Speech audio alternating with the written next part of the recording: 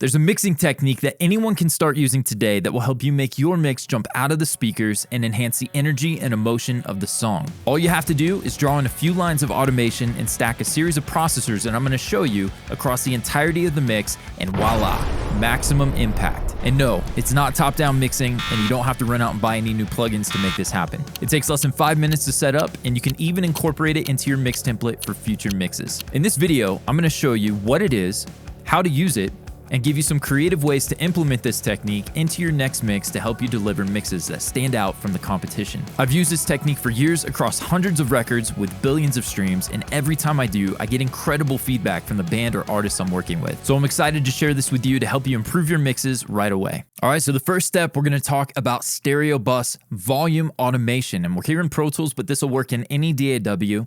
We're gonna go and I'm gonna show you how I've treated the final mix bus volume automation lane. And so the first thing we do is we drop the overall volume of your mix down -1 dB. And then what we're gonna do is we're gonna go to each of the sections that we want the chorus to jump a little bit more. This is gonna enhance a good arrangement, but we wanna make it pop a little bit more. And so what we're gonna do is we're gonna go find all the choruses and we're gonna pull them from -1 dB back up to 0 dB. You can see here this first intro, I've got the intro swell down at -1, but then when the guitars, the drums, the bass, everything hits and it rocks, bam, we're back at 0 dB out here. We'll hit play and let you guys hear the difference of it, but just showing the technique, -1, and then when the chorus hits, we're back at 0. So we're getting 1 dB louder, which may be too much for some songs. You may just want to pull it down 0.5 dB and then go back up to 0 from 0.5 dB down. But play with it, experiment with it. That's the first step in making this work. Let's take a listen. This is the song Everything by the band Navigate. They hail from the Netherlands. My man Justin Nice, want to give a shout out to him and thank him for letting me use it and feature them in the Mix Academy. Do you want to get your hands on this song after you play it, if you like it? You want to download it, I'll put a link in the description. You can get the full set of multi-tracks, mix it for yourself, use it on your resume. Custom drum samples included, and a full mix breakdown tutorial. I break down the entire mix, not just little techniques here and there. Every single plugin, every single track, you're going to see everything that I did to deliver this mix, and then you can replicate that, beg, borrow, steal, tweak it to your taste, and then deliver your own version for your resume, your website, your portfolio, land you some clients. So here we go. We got Navigate Everything, and this is with the technique on, and then we'll go in and we'll turn it off, and we'll give a little A-B. Before, stay with me because I'm going to show you how we use parallel compression to enhance the mix even more and complement this technique. So here we go. Before and after.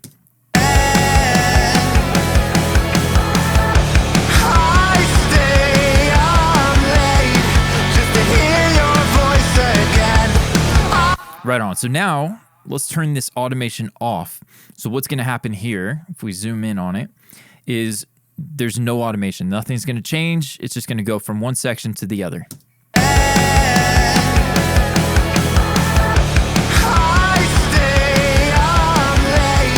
I just feel let down after hearing it. You may have been thinking like, it wasn't that big of a difference. It was, right? You can feel it. Let's hear it one more time without it, and then I'll turn it back on.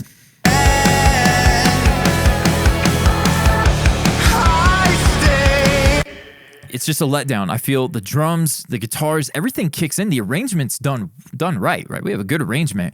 We just need to help it out a little bit. And so now let's turn the automation back on, and let's hear the difference.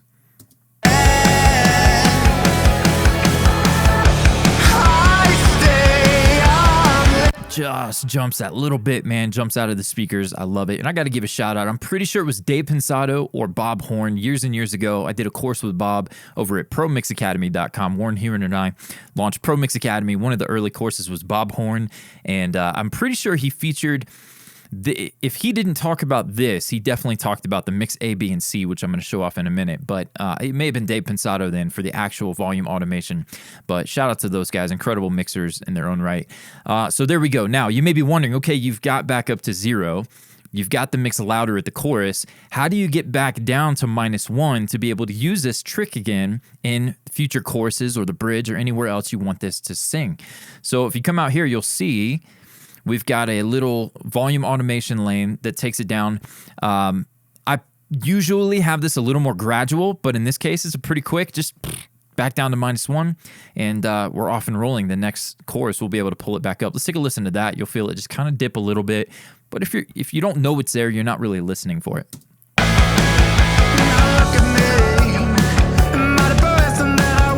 I mean, pretty quick, we're back down to -1. Now, I will say, if I were to do this over, I probably would have done something like this, a little more gradual.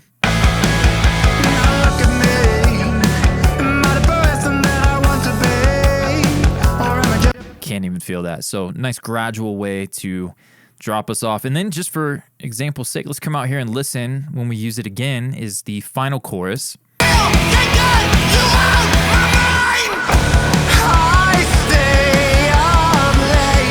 Now, that's step one, stereo bus volume automation. Again, any DAW, you can just go down, drop the overall mix, -1. There's times where if you have a verse and you need to pick it up a little bit before the chorus, I may go up half a dB at like the B section or the second half of the verse or even the pre-chorus before then going up to 0 for the chorus. There's one more technique that complements that before we talk about the parallel compression, and that's on my music bus. So I break out. Again, if you check out the tutorial, I'll put the link in the description. You'll see all my signal flow, how I'm doing everything. But I break out the guitars, the keys, the synths, pads, all that kind of stuff. I break out to an all music bus. So no matter how I bus guitars, if I take rhythm guitars, go to a bus and I treat them one way or whatever, all those buses for guitars, keys, synths, that kind of stuff goes to my all music bus. And from the very beginning, I already have this at like 35, sometimes more, sometimes less, stereo imaging. So I'm already kind of pushing them out to the outer edges a little bit extra. But then at the chorus, I have a second instance of ozone. And I'm pushing out, and use whatever stereo imager you want. Waves S1 is great for this as well. I'm pushing out another 25%. So with the chorus, you just heard it got louder, that 1 dB jump, but it also expanded out and got wider at the chorus. So great way to just enhance the arrangement, make it jump a little bit with some simple automation. Again, it takes just a couple of minutes to set this up, and we're off and rolling. Now we got to talk about parallel compression. So parallel compression, popular on drums, popular on vocals. I use it all the time on shakers, tambourines, where you get like that large dynamic range between the peaks and the kind of valleys of whatever instrument is happening. Great way to even out percussion. You guys have probably used it, but have you ever used it on the entire mix? Here, I'm going to show you exactly how to set it up. My mix bus, I've got the glue from Virtual Mix Bus from Steven Slate Audio, Slate Digital. I've got the BX Townhouse rocking that SSL style bus compression. We've got some EQ, but whenever I want the mix, I know that it needs that extra energy. We'll call it that extra fatness or oomph, the glue, right, from parallel compression. It's almost every other mix, if not most of the time, I'm using parallel compression. And so I want to kind of walk you through. It's a very misunderstood process. The very first thing that we're going to do is I'm going to put a bus compressor. Now keep in mind, this is going to depend on your use of stereo bus compression, how aggressive you are or can be with your parallel bus. But you'll see here I have a mix A. Let's actually put the plugins away for a minute. I have mix A, mix B, and then I used to have mix C. Mix A is my mix bus, essentially, with bus compression and EQ. Mix B is parallel compression. Mix C used to be parallel clipping, and I would use that to get the mix just screaming hot if I needed to. If a client, the label was calling for, -6, -5, whatever.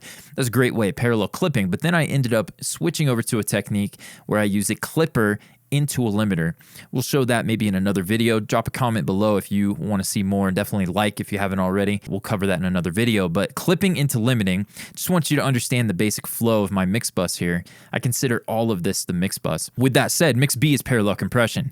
And so my first instance is, depending upon how I've compressed the mix as a whole with this first compressor up here, the first BX Townhouse that I showed you, if I've set that to a 30 microseconds or milliseconds, whatever it is, or 10, that's going to impact how I set up this next parallel compressor. But I'm sending from mix A here, you can see parallel mix. I'm sending an exact copy of this processing, this full mix here, into mix B. And that's what this first compressor is reacting to. So we've got the full mix, basically a duplicate of everything up here from mix A. And now we're going to grip on the mix a little bit. Sometimes it's the parallel compression, you typically want to use a faster attack, but because I've already compressed this, I've already kind of compressed throughout the tracks and everything. I'm careful with the first compressor at least to make sure that it's at least at the slowest attack. I'll play with that a little bit. But the whole point of it is just start gripping on the overall mix in stages. And in this case, we've got 2 stages. So this first compressor, let's take a listen with nothing. You'll hear if I mute and pull this up. Let's turn this off and put it at 0. So here's the mix just by itself, nothing affecting it.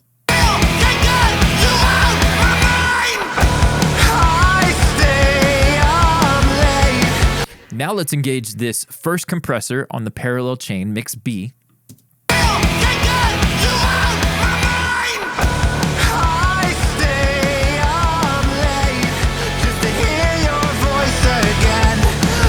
So there's a volume difference there. I'm not worried about that, but you can tell it's gripping on it pretty good. It's gripping on it more than I would do on mix A, which is my stereo bus compressor. This is me trying to grip on it a little bit more, which is why you can tell I stayed with a slower attack. Auto release for the actual main bus compressor, I went with the fastest release, but this one is a little bit different treatment than your standard bus compressor. I want to grip on this in stages. I want this to be a lot of compression, but tolerable if you were to listen in solo. We don't want it to get out of hand or a bunch of artifacts. We don't want it to be super... we want to be able to use a lot of it if we need it. And so making it sound pleasing to the ear is important. So I've got a slow attack, auto release, nothing fancy here, just 4+ dB of reduction for this first compressor. Now let's come over here. You could do a different compressor for your second compressor. Often I'm adding the same compressor like I have here, and then I'll even sometimes put the API 2500 or a limiter on as my third compressor. In this case, for this song, I'd compress things so much in the mix, I didn't end up feeling like I needed to do as much on the mix B, the parallel compression here. But this one, I'm going to grip on it a little bit more, and this is going to be probably closer to like 10 dB of reduction. And so again, I'm just listening. I'll hit it hard, kind of back off and find the sweet spot. My goal here is to reduce the dynamic range substantially so that we can blend it in with the original mix and fatten it up. So let's check this out. Here's with it out, and then we'll put it in.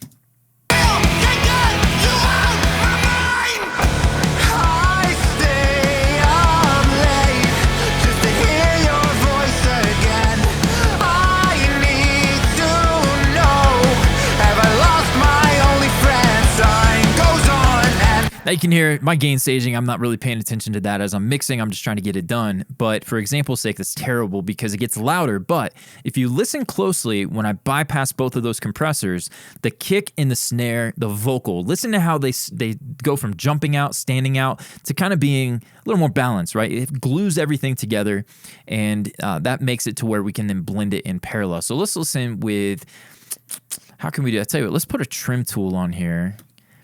And with everything off, let's pull this back a couple dB. Let me see with it on.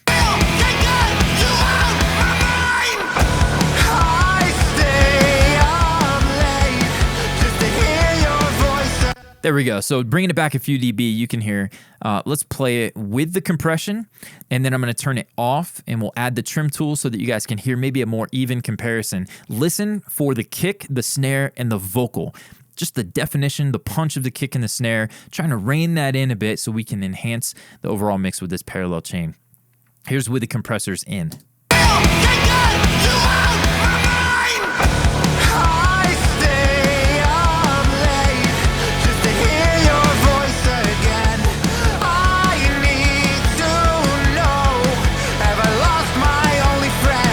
So you can probably tell there that when we turn off the compression, it opens up more, which is great. We want an open mix, but for this effect, for parallel compression on the entire mix, I want to clamp down on that. So we've clamped down on it. Let's put the trim tool away. Let's put the mix back where it was. Is it going to give it to us? If we go to read, it should give it to us. Cool. And remember, that was just the parallel chain by itself. We had mix A, our main mix is muted. So now let's come in here and let's hear the mix. I'm going to have mix B, parallel compression in, and then I'm going to mute it, and you're going to hear it. The mix opens up, but it just kind of falls. It's kind of, I don't know, takes a step back, lose a little bit of the energy, the aggression of the mix. And for my enjoyment, I'm going to crank my headphones a little bit. So here we go. Here's with mix B, parallel compression, in with the overall mix. I stay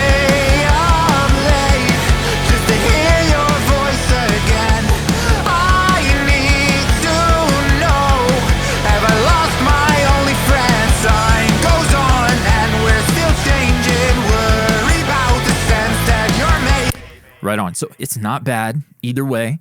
If you're triggered by the loudness wars and all of that, you may not like to have, parallel compression, or you may use less of it, by all means. But it's about the technique and hopefully giving you the tools to be able to enhance the overall loudness of the mix, but also energy. You use a compressor for more than just evening out dynamics of a vocal. You can give it that spitty vibe, that energy, the emotion to convey, an aggressive vocal and that kind of stuff. So more to compression than just making something squashed. So hopefully you dig that, but that's not it. So what happens when you have a song, you have an arrangement where like we showed before, the guitars, the drums, everything came in raging at the chorus, but that energy lift that we gave with the 1 dB and the width helped it out. What happens when that's not enough and you're at 0? Like we are here. We're at 0 for this last chorus. There's nowhere to go, right? Wrong. We've got this parallel chain that now with that extra energy, we're fattening it up. But then if you look out here, there's a part in the song where I need it even more. And so what I did is I went to the automation lane and I just increased the amount of the parallel that I was using at the chorus. I'll stop this a little rabbit trail. If we look at my vocal chain up here, we go to the lead vocal crush right here, and you'll see I've got varying amounts of parallel compression on the vocal throughout the song.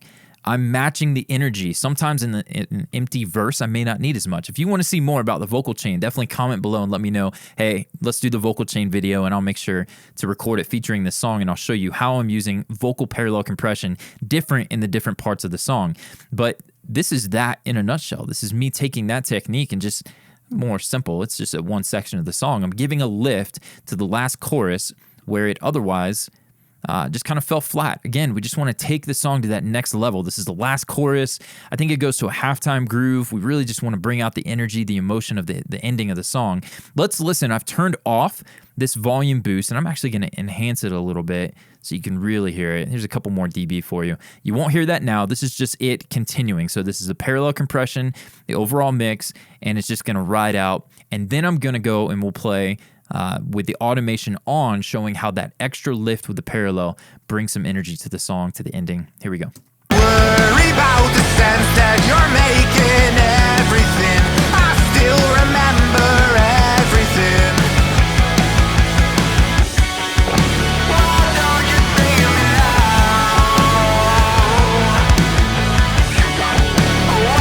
No, man, it just feels like it falls down, and that's not at all what we want for that last part of the song. We need a lift.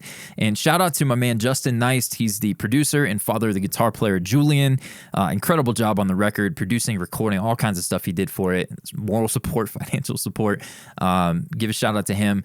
He actually inspired this technique. One of the mixes we did, we got to the end, and I'd done the stereo bus automation, I'd done the extra width, and he was like, man, it doesn't take me over the edge for the final chorus on a different song. And this technique was born, and I started using it anytime. It's not something I use every mix, but when you hear that you need an extra, go to one more rung up on the ladder, is a great way to do it. So now let's listen. Here, I'll go a little closer. One more time without it, and then I'll turn it on.